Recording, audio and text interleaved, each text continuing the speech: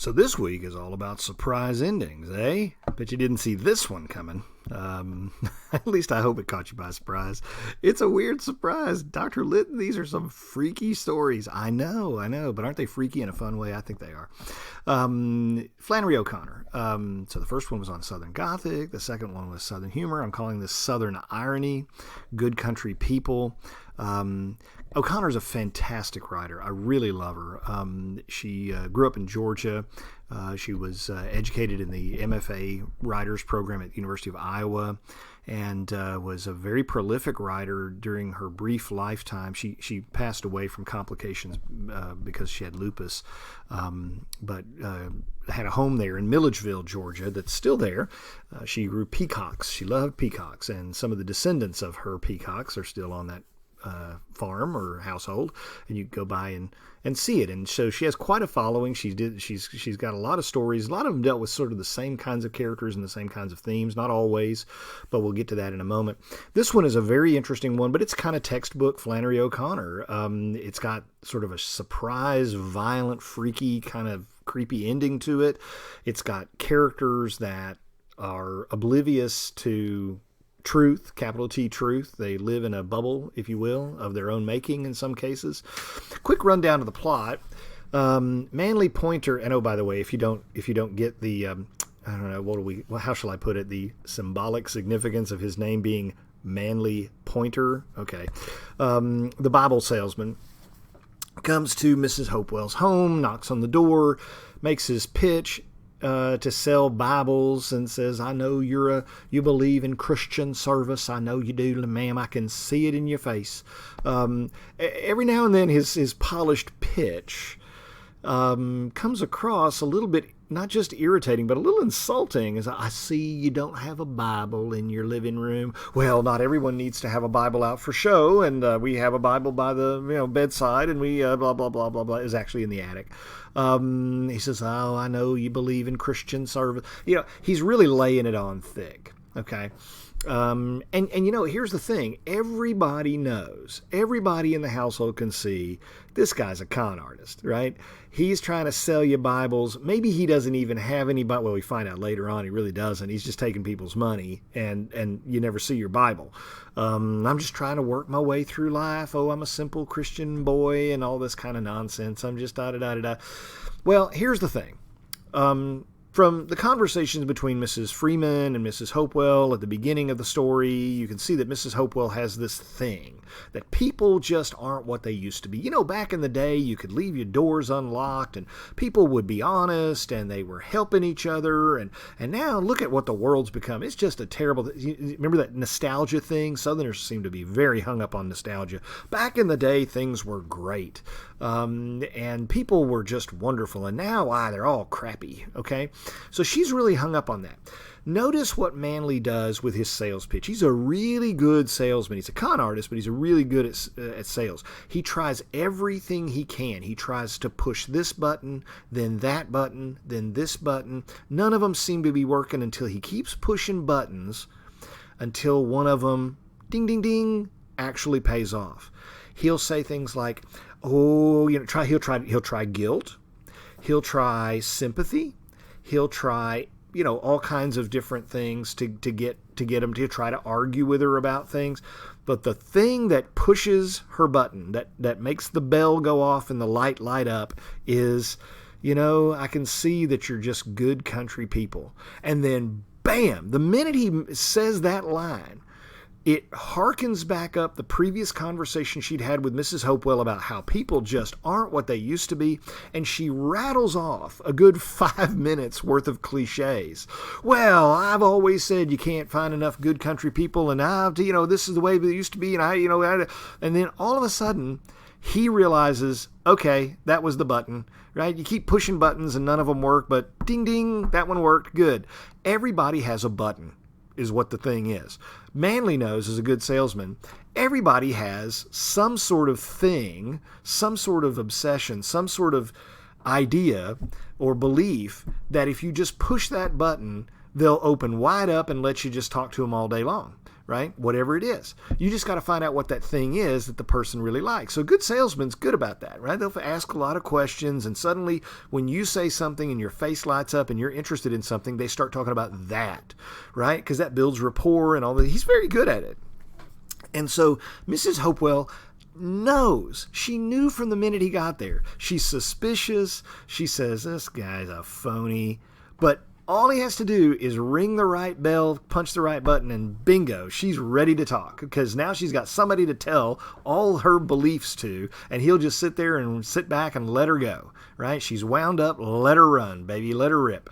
And so all of a sudden, then he gets to eat and everything. Well, then we find out, of course, who Joy Holga is, and oh gosh, she had the accident with the shotgun, I believe it's a shotgun, and lost her leg. Had gone off to college and wears ridiculous outfits just to embarrass her mother. She seems to just, her whole mission in life is to just be an unhappy, miserable person and to make everybody else around her embarrassed and miserable because she thinks the world is horribly unjust and she's going to set it right. I guess if she were around today, she'd be a social justice warrior. Sorry if you're one, but just one of these annoying, irritating people who knows the truth, and none of you ignorant people are as enlightened or woke as she is. But in any regard, right? Quite apart from the politics of it, it's just some people like that are just annoying to me. I'm sorry. Have a little humility and, admit that you may be wrong about things, but not Joy Holga. She knows she's right, and all these backward hicks that she's forced to live with are stupid and ignorant and a bunch of fools. Well, ain't that interesting? Because everybody in the house, and especially Joy Holga, see Manley as a big phony. And he is a big phony. But they all let themselves be fooled. Even Joy Holga. Right? Somebody who's not only just educated, but the woman has a PhD in philosophy. She ought to be a fairly smart person. Why do they get fooled after all? Especially Holga. Well, let's cut to the barn scene. That's the scene everybody's totally shocked at. Why on earth? He gets her up there. He tells her, "Oh, I want to be with you. I want to kiss you. I like you. You're special. I like you." Right? She sees herself as some sort of savior for this poor, stupid, ignorant, backward boy. I could show him, teach him things that his puny little mind has never even contemplated before. I could be his teacher. I could groom him and bring him to enlightenment like me, right? The egotism of that, the conceitedness of that, the narcissism of that is just unbelievable. However, she fantasizes about, and she allows her fantasy about taking this poor, backward, hick of a kid and bringing him to enlightenment like she is, for example, of course. That delusion allows her to let her guard down like her mother did and allow this con man to con her. And boy, does he do it. Because she gets up there in the loft, he gets her up there, and he opens up the briefcase, and he's got a lot of things in there. Now, I'm not going to say what the things are because here's the third quiz question. Name one of the things that he's got in that suitcase. And it ain't a Bible, right? Name one of the shocking things he's got in there that she's like, what? All of a sudden she's shocked he's a phony. Why? You knew he was a phony the day before. You knew all this the day before. You could see this. Couldn't anyone see it? Everyone saw. Mrs. Freeman knew he was a phony. She goes, I couldn't be that simple. I know I couldn't. Nobody's that simple. I know I couldn't be. Right? Nobody's that dumb and corny. Nobody's that good country folk kind of person. That's such a phony thing. Freeman spots him. Why can't you spot him? You got a PhD, lady. You're not too bright for somebody who has a PhD. But she's just as susceptible to the con artist as everybody else. It doesn't matter what kind of degrees or letters she's got behind after her name. And we find out, what does he want? Oh, my Lord. You think he wants one thing, don't you? She thinks he wants one thing. And she's going to give herself to this poor innocent boy, right? Sexually. But he don't want sex. What does he want? Oh, my Lord. He wants her wooden leg. And you sit there and go, what kind of freaky dude? Yeah, exactly. And you find out he collects things from other people too that he steals because it's kind of a thing for him. He wants something more than sex. He wants something more intimate than sex. He wants the one thing she would never share with anybody, the one thing she's most embarrassed, self-conscious about, and that's her leg. Sex is not enough. I want something even more intimate than sex. I want to see your amputated leg, and I want to see your wooden leg, and I want to take it off and put it on and take it off and put it on and see how it works. And she shares this with him briefly, and it is kind of more intimate than sharing herself sexually with him. It is, because this is the one thing that's the most vulnerable part about her, and she allows him to do that. But he doesn't do it for the reason she thinks. He does it because he thinks it's weird and he wants it, and he's going to steal that leg and run away. Which is weird, right? It's just so weird. It's like, what is wrong with this guy? He's got like glass eyes and other things he brags about. I got this off of somebody. I got that off of somebody. And he leaves her up in the barn loft. She can't get down, right? Not easily, because she's only got one leg and he's got her artificial leg. He leaves her pondering her fate with that great last line of his. You know, I've been believing in nothing. You ain't so smart. I've been believing in nothing all of my life. He's not a Christian Bible salesman. Doesn't even believe in God. She doesn't either, right? She's an atheist. And he's saying, lady, I could have saved you all that tuition. I could have saved you all that stuff that you did, all those books you read and those courses you took, because I don't believe in anything either. I don't believe in anything but myself either, just my own selfish desire as well. What did you bother going to get a PhD and believing in nothing? You have a PhD in non-belief. You don't need a PhD to not believe things. I do that myself. Could have saved you all that time. You know, and that's what he basically says. Lady, I've been believing in nothing all my life, which destroys her. So although she's not physically violated, she's psychologically violated, and philosophically, he drives a stake through her heart, because it's pretty hard to argue against that. You went and got all this education, and now what do you believe? Nothing. You're right back where you started from. I could have saved you that, lady, because I don't believe in anything either. You're no better than I. And that's the other thing that he does to her. He shows her, you're no better than I am. You're a phony too. Don't tell me you're some educated person posing in front of all these people, because deep down inside, you're not educated at all. You're just angry and bitter, and you need to get over it, woman. It really is a stab to the heart.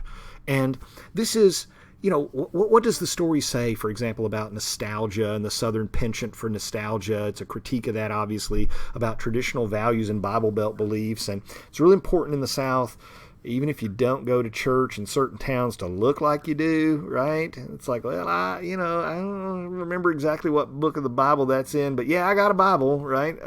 Sometimes people live their faith, and sometimes people like people thinking they live their faith in the South, but that's kind of an important thing, and it's not so important in other parts of the country, I guess, in some parts of the country, which are much more secular, but putting on a front of, at least, of being a religious person is kind of important in the South. It has been traditionally anyway.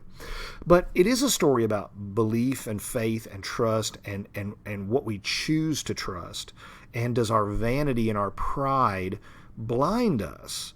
It doesn't matter whether you have a PhD or not. I have a PhD. Some of my best friends have PhDs, and some of them are just as easily fooled as anybody else. It just means you're very trained in one thing. But it's not a guarantee. It's not a piece of paper saying I can never be fooled by somebody. Oh no, you can be a very foolish person no matter what kind of education you get. And Joy Holga proves that she's no better off than he is. He wrecks her world for a moment. And that's something that you see very typically in a Flannery O'Connor plotline. Her plots are brilliant because you have people who are entrenched in their belief systems, characters. You have people who are embracing the old way, of doing things without questioning. Oh, this is the way we do things because this is the way my daddy told me you ought to do things, and I vote this way because my daddy voted this way, and we've always done it that way, right? And those people typically use a lot of cliched language in her stories. Those characters do. And then you've got somebody who's younger, who's angry at that older generation, who are upset with them that they're so old-fashioned and so narrow-minded. And if you would only get out, if you'd only read a book, if you'd only go to college, and you didn't do that, and I have, and now I come back to this dumpy little town, and I have to put up with you narrow-minded little people. And those characters too are deeply flawed. They just don't know it. They have this sense of moral superiority and intellectual superiority that needs to be taken down a notch. And then you've got other people who are a cast of characters. But the typical O'Connor plotline is there's a conflict, and one of those characters, whether it's the traditionalist or the young intellectual, gets their comeuppance at the end. Something happens to rock their world, and frequently it's violent in an O'Connor. Somebody gets hit over the head, or somebody gets, knocked up, run over by a car, or something violent happens. And they have a spiritual crisis. They have a philosophical spiritual crisis where everything they thought about themselves and the world they have to reevaluate. And then the story ends, and in typical O'Connor fashion, you never get to find out whether the character ends up learning from it. She just stops. And here is the same situation. We don't know whether Joy Holga is going to learn from this and grow from this and change the way will she walk away from this even more bitter than before, or will she walk away from it saying, maybe I'm not half as clever as I thought I was. Maybe I'm just as human as everybody else. Maybe you can fool me too, and maybe he's right. Maybe, I've spent my whole life trying to think of reasons not to believe in things. And it's not hard to do that. You don't have to go to college for that. We don't know whether she goes through that reevaluation, because a typical Flannery O'Connor short story has that violent, psychological, traumatic event with that character, and then the character is left there sometimes just kind of babbling, wondering what to make of it all.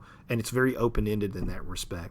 But it's very Southern in a lot of ways. One thing I'd like to invite you to do is to think about how each of these stories has characteristics that are different from short stories written by people from other parts of the country or other traditions.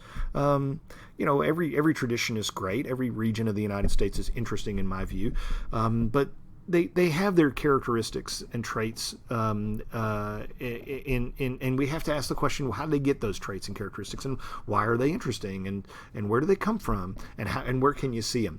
Okay, so I'm going to give you a little extra time because I'm a little late again posting this by a few hours, and I'd like you to get your quiz questions into me, and also your discussion prompt posted, if you would, no later than Thursday at... we'll do Friday morning at 9 a.m., okay? Friday morning at 9 a.m., just to give you a few extra hours in case, because there's 3 stories rather than 4, or rather than 2. Okay, and keep reading, and let me see your postings and your quizzes.